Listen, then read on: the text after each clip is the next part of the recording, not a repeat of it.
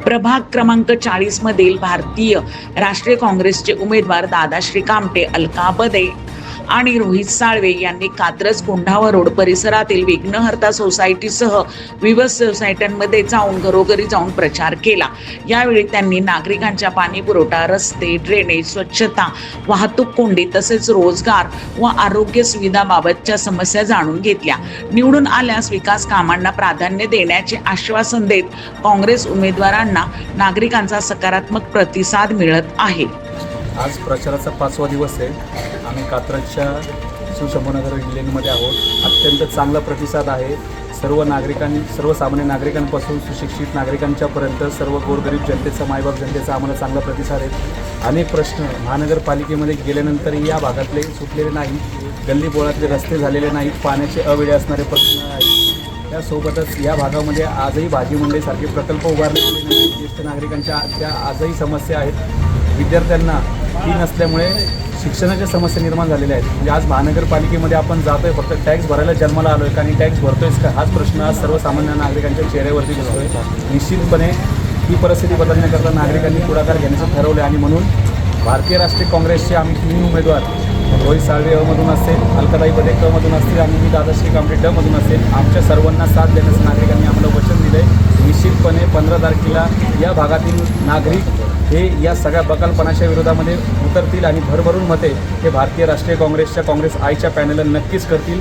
हाताच्या पंजाच्या समोरचं बटन दाबून आमच्या 3 उमेदवारांना नक्की बहुमताने निवडून आणतील आणि निश्चितपणे या भागाच्या विकासाची द्वारे खुली करण्यास ते स्वतः हातभार लावतील असा विश्वास मला या निमित्ताने वाटतो। कोणती सामान्य जनता कोणती समस्या जाणवते तुम्हाला? आज या भागामध्ये फिरताना 2 दिवस झाले आम्ही कात्रजचा हा दक्षिण पुण्याचा भाग जो कात्रज लागून असणारी गुजर वस्ती असेल, शिवशंभूनगर असेल, या भागामध्ये फिरतोय विघ्नहर्ता कॉलनी। त्याच्यामध्ये नागरिकांनी सर्वात महत्त्वाची आणि सर्वच नागरिकांना भेडसावणारी समस्या म्हणजे ह्या कात्रज कोंढावा रस्त्याचा न झालेला विकास असेल।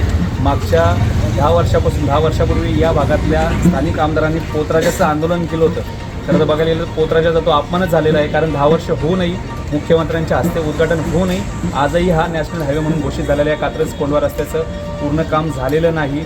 आजही नागरिकांचे रोज छोटे मोठे अपघात होत असतात। रोज कमीत कमी सरासरी एका नागरिकाचा या ठिकाणी अपघाती मृत्यू होत असतो आणि म्हणून या भागातले नागरिक ज्यांनी पोतराजाचं स्वरूप घेतलं होतं, रूप घेतलं होतं, तो पोतराज नाही तर या भागाचा यमराज आहे अशी या नागरिकांची सर्वांची धारणा झालेली आहे आणि या यमराजाला आणि त्या चांडाळ चौकटीला घरी बसवल्याशिवाय या भागातली जनता स्वस्थ बसणार नाही असा विश्वास या निमित्ताने आम्हाला आहे। राजनला एक आवाहन करेल की आज आपण बघताय रस्ते, परत पाण्याचं काही टायमिंग वगैरे काहीच नाही आहे आणि तुम्ही बघता की पाणी पाट कधी बी सोडण्यात येतं। इथल्या सामान्य नागरिकांना कामावरतून किंवा जॉबवरतून आल्यानंतर त्यांनी काय संध्याकाळी वगैरे आराम वगैरे करायचंच नाही का उठसूट नुसतं पाणीच भरत बसायचं का दिवसभर?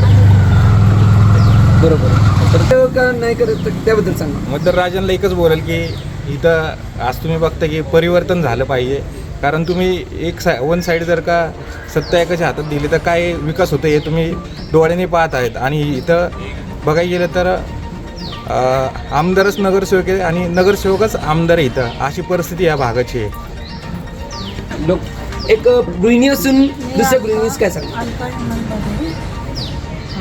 आम्ही अलका हेमंत काकांवरच बोलणार आहे। आज काकांनी आपल्या भागात ड्रेनेज लाईनपासून कचऱ्यापासून कामं केले आहेत। त्यांच्याकडे काही पद नसताना त्यांनी कामं केले, तर मग आज आमदार आणि नगरसेवक 3 असून ते कामं करू शकत नाही। आज आम्ही घराघरात गेलो, आम्हाला बोलतात 20 वर्ष इथं तुम्ही काय करू शकत नाही।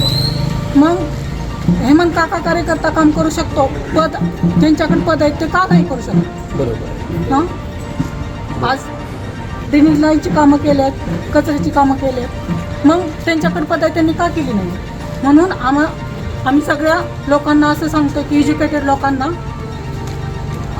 रोहित दादा साळवे असतील, दादाश्री कामटे असतील, अलका बदे असतील, हेमंत काका बदे असतील, त्यांना तुम्ही सभागृहात पाठवा, आम्ही ही सगळी कामं करू। नक्कीच यावेळेस आता फक्त निवडणुकीला मोजकेच दिवस राहिलेत आणि प्रचारांचा फार धुराळा उडाला आहे। आता आपण बघूया पुढे काय होणार आहे। कॅमेरामॅन पियुष भाटेसह पारस मुथा यांचा रिपोर्ट।